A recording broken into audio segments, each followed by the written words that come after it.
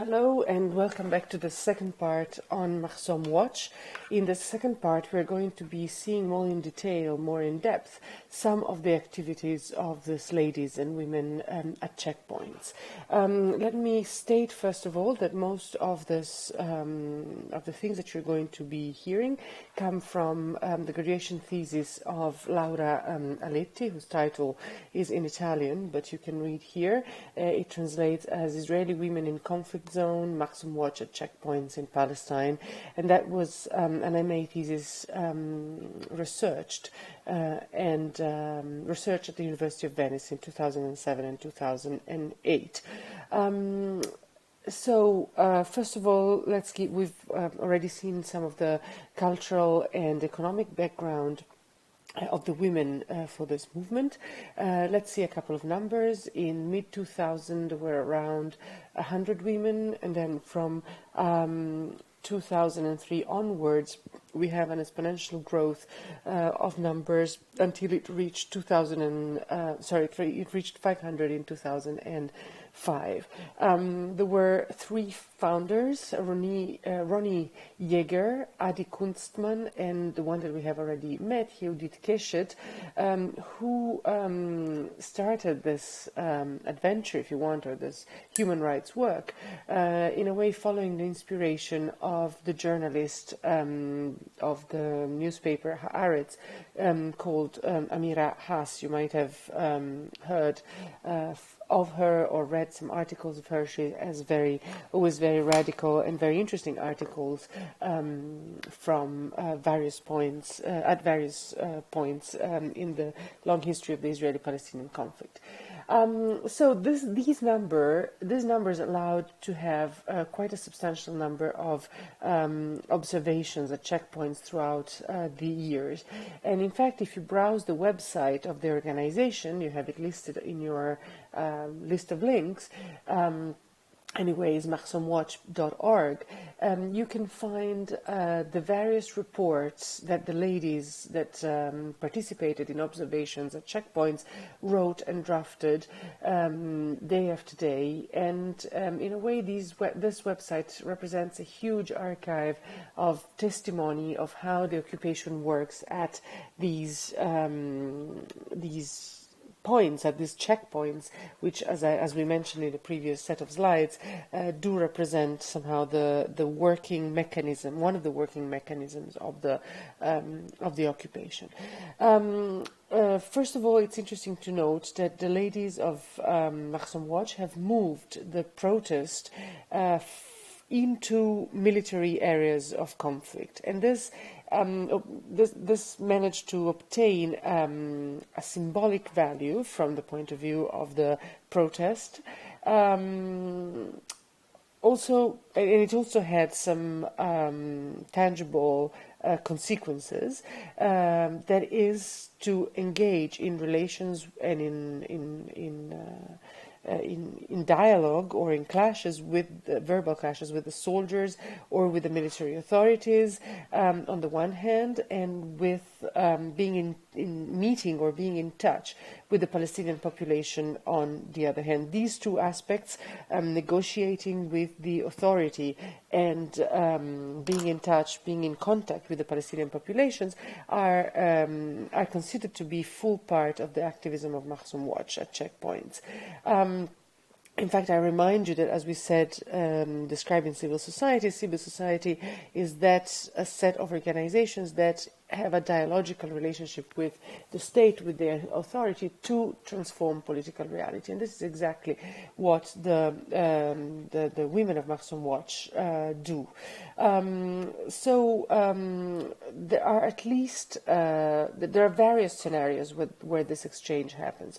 One is, of course, the checkpoint, that, as we have already seen, but we have also an added activity which started, I believe, in 2006, which is reporting from from military courts, where Palestinians are tried and very often need either help or translation or some sort of assistance. So there is the reporting activity, which is connected to point number 2, the helping at checkpoints in courts and with the bureaucracy of the occupation, which is a very complicated grey area where the women of Checkpoint Watch have learned how to deal with.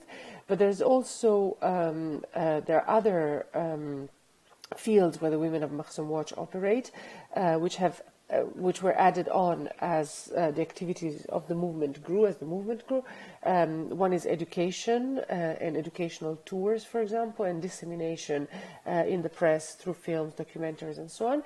And there's a fourth point, which is meeting of Israelis and Palestinians in a non-military context as a way to shift to change somehow the scenery of where this confrontation usually occurs.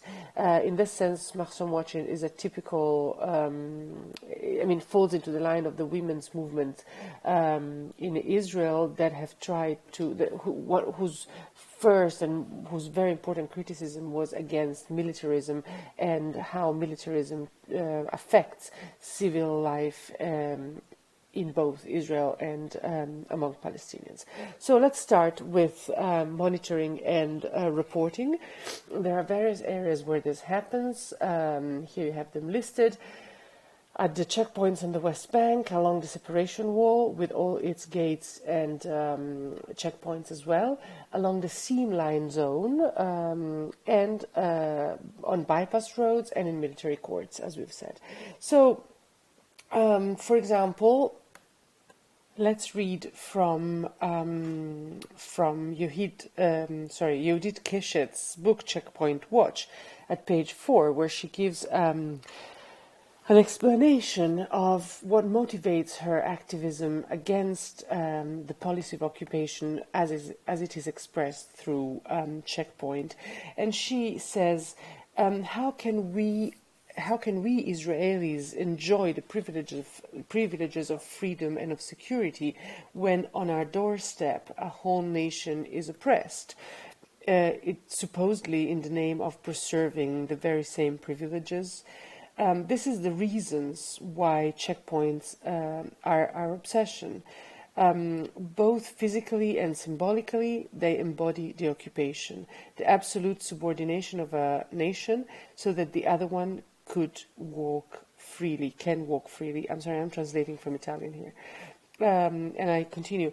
This is, however, an illusion, an illusory freedom, because the walls that keep them out entrap us too.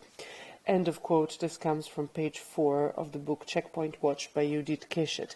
So if this is one of the deep reasons that leads women to, the women of Machsom Watch to to be present and report at the checkpoints, I think we should read two testimonies from two checkpoints, in fact, so to give you an idea of the kind of style which is completely different from the style of reporting, which is completely different from the one that I've just read, indeed because the first one, the one that I've just read, comes from a book, and this is just a simple report. So we have here a report from Tarkumia from 2004, and this is how it reads. We arrive at 6 in the morning. We find many workers that wait in a long line at the checkpoint. According to them, they're waiting from 4:30 in the morning. Their permits are valid from 5 to 7. The checkpoint should be open 24 hours a day, but according to what the soldiers said, they are afraid to start checking when there is no light, and it's for this reason that workers need to wait. Another quote from the same checkpoint, Tarkumia, 3 years later. It's still dark when we arrived, and there is a queue of about 300 workers, and passing is very slow. We enter the area where they're checked, and we see 4 soldiers that should check why procedure are so slow. But in reality, 2 women soldiers are sitting down, eating a sandwich. When they see us, they stop eating and go and start checking Palestinians. So the line starts to work, to move. We register for about 15 minutes per head per worker to go through, which is an average time. So, as you can see, between 2004 and 2007, the situation did not change much. This kind of reporting is very dry, as you could hear, and you can read many other testimonies on the website. But another reason why the women of Machsom Watch are operating and are working and are reporting from the checkpoints is in a way because they want to try to help change the representation of Palestinians in Israeli society. Because as things had developed, the Palestinian at the checkpoint was seen in the Israeli press or in the Israeli media only as a body, whether a body ready to explode or, for example, the body of women which were forced to deliver at checkpoints because no passage was allowed to go to hospital. And the activists of Machsom Watch do not accept the representation of Palestinians as dangerous bodies and symbols of death, actually, given that, for example, half of the babies delivered at checkpoints died. You can find these statistics on the both on the website of Machsom Watch, but also on the OCHA reports that we've seen in the previous presentation with slides. In a way, the activists of Machsom Watch take the distances, keep themselves away from these two representations, also because the second one, the Palestinian woman forced to deliver at checkpoints, is adopted by the left in Israel as a symbol of the injustice of the checkpoint. And the tendency, again, which is a tendency favored by media reporting, is clearly to focus only on extreme cases. The idea, the attitude of Machsom Watch is really that the policy of checkpoints and checkpoints in general appear more like a collective punishment and at the same time an instrument used to divide enclaves which are already isolated on the Palestinian territory, in this way undermining the construction of the eventual future Palestinian state. So, standing at checkpoints and monitoring and reporting is also a way to counter-represent these instruments which the majority of Israelis see as an instrument to protect them and to guard their security, while the activists of Machsom Watch consider this system, this control system, from an opposite point of view, as a double-edged sword, damaging systematically the Palestinian population. It nurtures hatred towards Israelis, and on the other hand, it deeply affects the moral and the conscience of the young Israeli soldiers, basically eroding the whole of society. You can find some testimonies if you want to hear about the corruption of conscience, of some film testimonies in two films. One is called Testimony by Shlomi El-Kabetz, is in your filmography, and the other one is actually there are several there, and actually the other one is Z32 by Avi Mugrabi, which is also in your filmography. Both these film directors have taken folders of testimonies from soldiers, whether it's B'Tselem, an NGO that we've talked about already, or whether it's from Breaking the Silence. Also, we've mentioned that in Unit 2. So testimonies from the soldiers which have been acted out so as to, again, bring to the public, bring to the attention of the public what it means to serve at a checkpoint, and from the point of view of corrupting the morale of the soldiers. So this is the monitoring and reporting part. Let's move on to the helping. There are various ways in which Machsom Watch women help Palestinians. For example, in speeding up their passage through the checkpoints, putting pressures on the soldiers at the checkpoints so that things are done in a less arbitrary way and following procedures, so that Palestinians are less hindered in a way. But they also help Palestinians, for example, those who have been blacklisted for some reason or for a number of perceived offenses, and who as a result of this cannot enter Israel and work in Israel. Now, the reasons from blacklisting a Palestinian can be justified for security reasons, but there can also be a number of bureaucratic entanglements or situations whereby someone who's certainly not to be blacklisted for security reasons falls into this black hole in a way. So here's another testimony from 2004 from the checkpoint of Kalandia. We meet the brother of Arafat Ibrahim Yaakov, killed from the soldiers in July of this year while he was drinking a coffee in a kiosk in the refugee camp. To the father and the brother is no longer allowed to enter Israel to work. And what is the reason? The reason is the death of the brother. Given that he has been killed, there was a folder opened on this case, with the result that his family has become a potential risk for the security of Israel, and therefore they cannot obtain a permit to enter. Or, for example, we have another testimony from the Etzion District Coordination Officer from 2007. In this case, there was someone who had appealed to the Supreme Court. I will read you the report. The case concerned a man that had appealed to the Supreme Court with one of the lawyers that he had been given, but the trial had never occurred. He was forbidden to enter Israel from the General Security Service, based on the fact that his brother was jailed because he's a high commander of Islamic Jihad.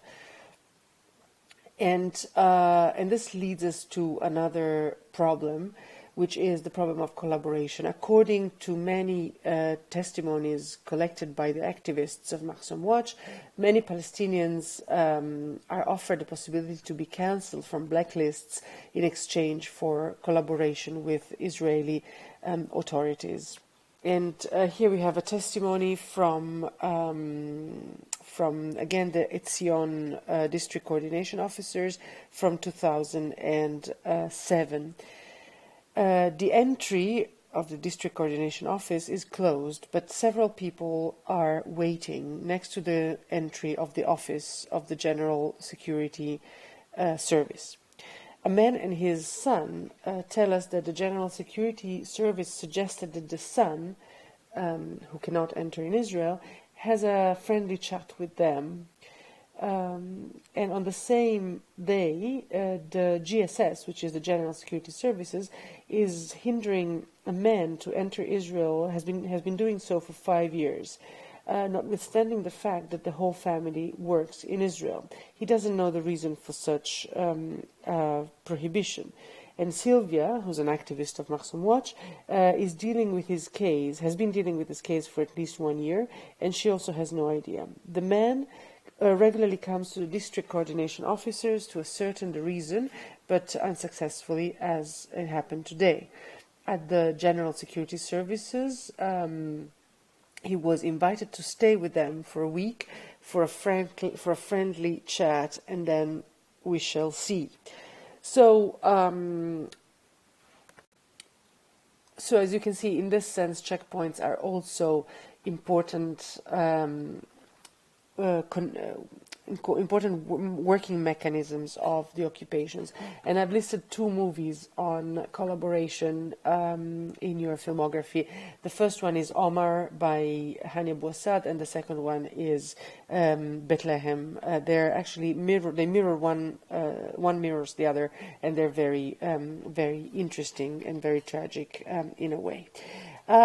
So this kind of helping and activity obviously involves quite some contact with bureaucracy. And the bureaucracy of the occupation is a very complicated area, a rather grey area, also because it tends to change very often, not continuously, but very often. However, it's obvious that there is an apparatus, a bureaucratic administrative apparatus, which is connected only to the ongoing of the occupation, which is obviously very clearly connected to the problem of checkpoints.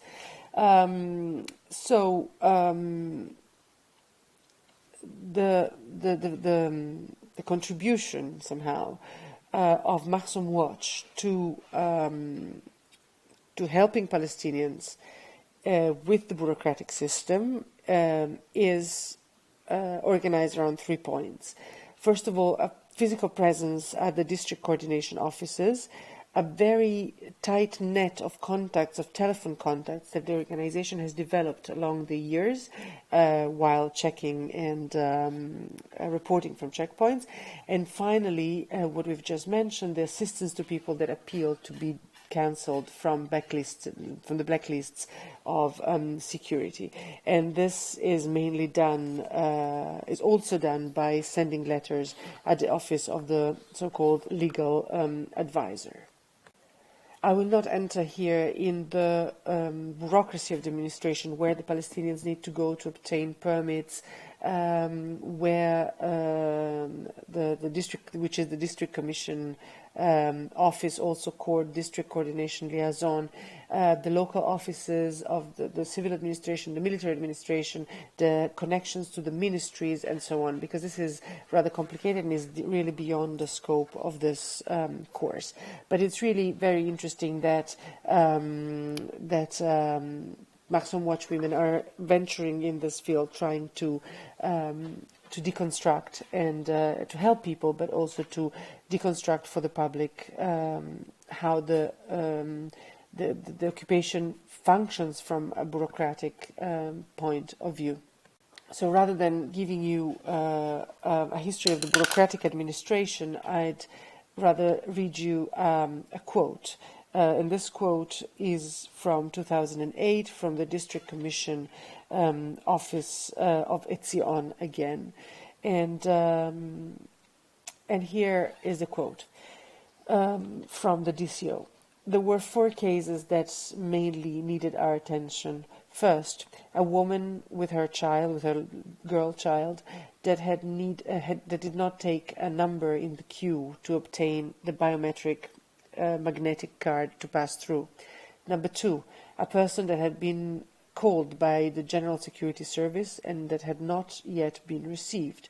3, a 74-year-old man that wanted to go to Mecca for the pilgrimage. 4, a person that was prohibited to go to Israel and that could not obtain the renewal of his magnetic card. As soon as we arrived, they started to make phone calls, and half an hour later some officers arrived, among them the commander of the DCO, and they started to deal with all these cases. So if we look at what is the impact of these activities, and we will get to this, obviously there is some effects which help from the very start. Let's move on to our last slide. Education and dissemination. Machsom Watch conducts tours in the occupied territories and along given routes, which are very, very interesting in terms of as a learning experience. If you happen to be in Israel or in the territories and you want to learn more about this, you should certainly join one. but they also participate as lecturers about the occupation and its functioning, sharing their experiences. There's finally one more activity that is very, very important, which is to deconstruct the military context in which Israelis and Palestinians generally meet, and therefore to see that another kind of relations is possible. And these are educational activities with Palestinians to help them to have better educational opportunity in the West Bank. There is one last point that I should mention, even if it's not written here in red. That is the issue of normalization. We have already encountered this problem several times, and I will just leave it here in the form of a question. If these activists help Palestinians to go through and denounce the ills of the occupation and so on, but most of all make their life easier, or try to make their life easier, aren't they in a way helping the occupation continue? This is a terrible question, and it's very difficult to strike a balance between what is good and what is worse, and what is better and what is bad. But I will leave you with this question. I will not answer it. Maybe we'll find the answer at the end of this course. Thank you for now. Ciao.